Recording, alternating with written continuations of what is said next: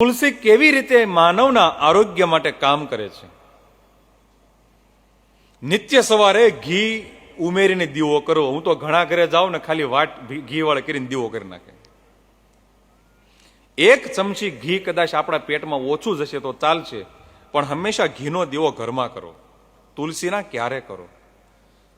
ઘીનો દીવો એ ભગવાન માટે નથી, એ મારા ને તમારા તન અને મનના શુદ્ધિકરણ માટે છે. ઘીનું દહન થશે એટલે ફેટી એસિડ નીકળશે, એમાંથી ઇથિલિન ઓક્સાઇડ, ઇથિલિન પ્રોપેલિન છૂટો પડશે, જે મારા અને તમારા મનને શાંતિ આપશે, ચેતાતંત્રને પ્રબળ બનાવશે. ઘીનો દીવો કરી અને રૂમને બંધ કરી દો.